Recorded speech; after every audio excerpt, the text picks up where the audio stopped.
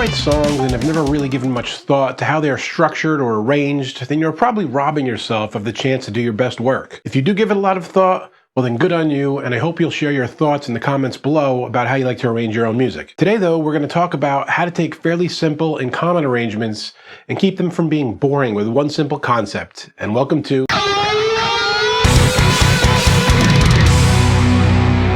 It can be real fun to write songs with adventurous arrangements and get all prog up in here.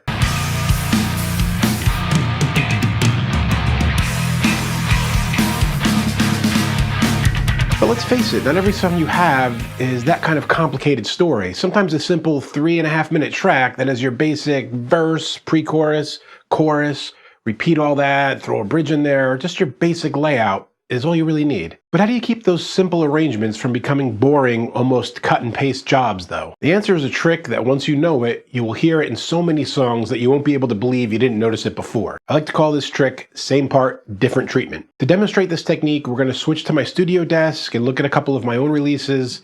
This way YouTube won't yell at me for copyright infringement. Or will it? Because this channel isn't the same one I released the music to. I don't know. Maybe I'll have to sue myself. Mr. Markey, I have not given you express permission to use my music for your silly little lesson. Sorry. I'll give you free access to my Patreon, which has all kinds of lesson tabs and exclusive music and downloads you can't... No. How about for this Wawa confetti cake? Deal. Okay, we're at the studio desk now, and I've loaded the first of 2 songs in. This is a song called Breaking Habits, and you can see on the top along the screen here, I have markers for the arrangement.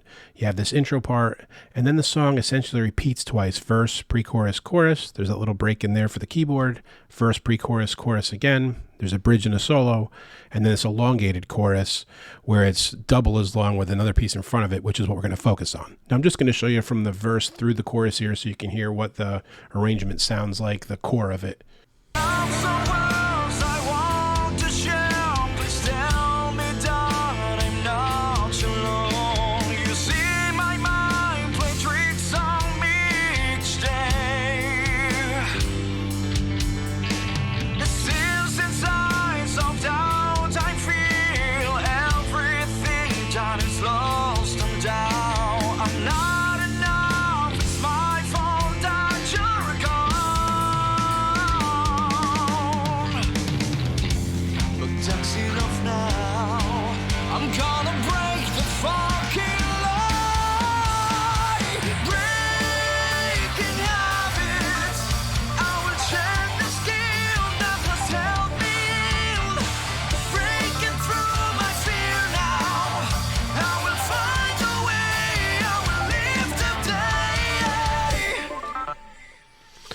All right, so before I go on, David Sartigas did an incredible job on the vocals there. I love working with this guy, and if you're interested, this song gets released at the end of April here, 2022. There'll be a video for it on my channel and the My Songs playlist, and it'll be on Spotify under Mark Tiara, Tiarra. Back to the arrangement stuff here. Now, this whole thing's going to repeat again, verse, pre-chorus, chorus. I'm not doing anything to break it up or change it. There's more of that in the next song we'll talk about, going to the bridge and the solo. What I want to focus on here is this third chorus. Now, instead of just coming back into the third chorus and doing the whole thing again that you've heard, it's got a nice hook, but you don't want to overdo it and make it boring to people or make them get tired of it quickly. So a very common trick, especially in hard rock songs where you have this big blooming chorus, is to pull it back and do something very soft so you can really feel the dynamics when it kicks back in again. And that's what I did. I'm going to mute the vocals for a second. You have this chord progression. This is tuned down to whole steps, so it's D, but I'm playing it in the position of an E. I'll just play a beat of that.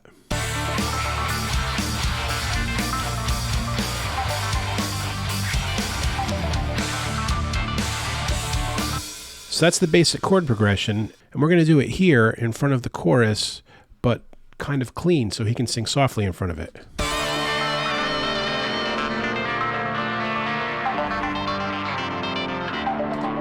Same exact progression, different treatment. We put the vocals in, he's going to pull back and sing it completely differently.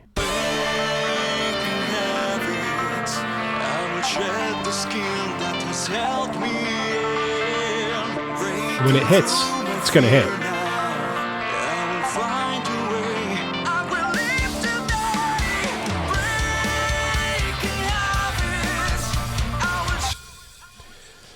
Okay, so It makes the chorus feel bigger. It really drives that third chorus home. And now because we're doing that chorus double as long, the second half of it, well, in the first half at the end of it, I'm going to switch the drum beat up a little bit, put a little tiny halftime piece in there to go into the last part of it, which will include ad-lib vocals and a solo, and the drum will switch to hitting the crash to add intensity. So let's just continue along there.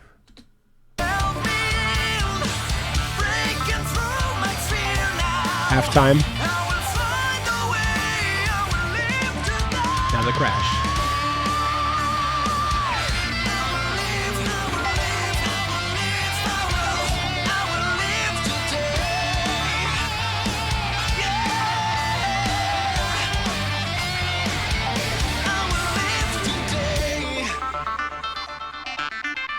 Okay, so you can see to break it up and have some interest to it, we take some dynamics to it. We go down a little bit going into that third chorus. We change up the beat, put that halftime part in there, go to the crash cymbal, add the ad-libs. This is a very typical trick. You'll hear it in a lot of hard rock songs. I'm going to load up another one now where I mess with it even more and like do the second verse differently. It's more going on in this regard of different treatment. Okay, this song's called I'm a Fighter, and again, this one comes out in May. I'm working with a different singer here. Love this guy's parts, and Jason Fox on bass as well. Now you can see, again, along the top, I keep track of the arrangement, and this is really pretty much the same arrangement and similar ideas as the last one. Intro, verse, pre-chorus, chorus, restate the intro, verse, pre-chorus, chorus. This one doesn't have a full bridge, it's just a solo, and then a chorus. You can see there's drums missing there. It's going to be another one of those pullback. It's the same kind of thing. And this one, though, we also mix up the verse. You'll see when we come to the second time through the verse. So I'm going to play... I'll do the same thing I did last time, play first verse through the chorus so you can hear. I've been lost and I've been found, walked alone, walked among the crowd, through it all, yeah, I'm still around, and I am proud, 'cause I've been broken till I healed myself, got back up with nobody's help, through it all, yeah, I'm here now, and I am proud. These two hands shape who I am, and I'm never holding back.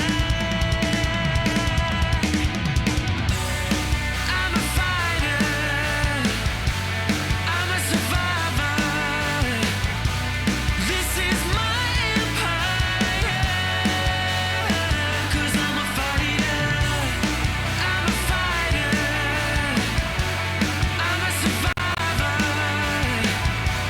This is my empire, 'cause I'm a fighter. This one's testing my CPU, a lot of tracks and effects.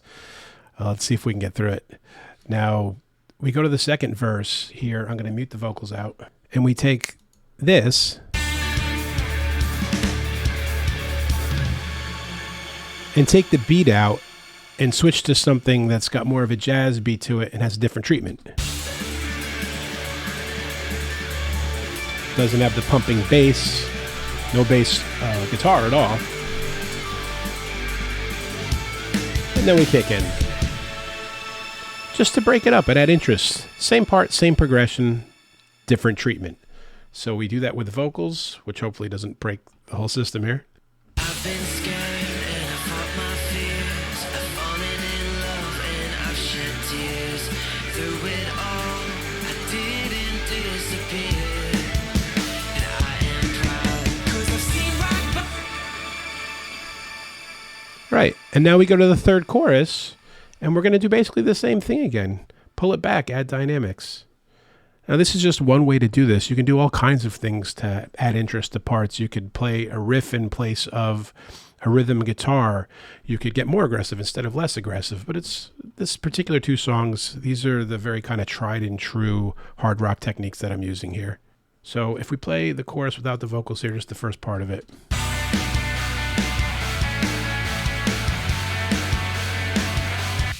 And we go to this one.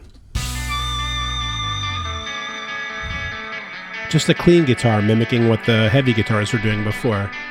And we add the vocals into that, and he sings it a little bit different as well, of course. Said I'm a fighter,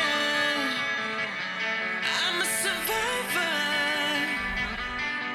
Said I'm a fighter,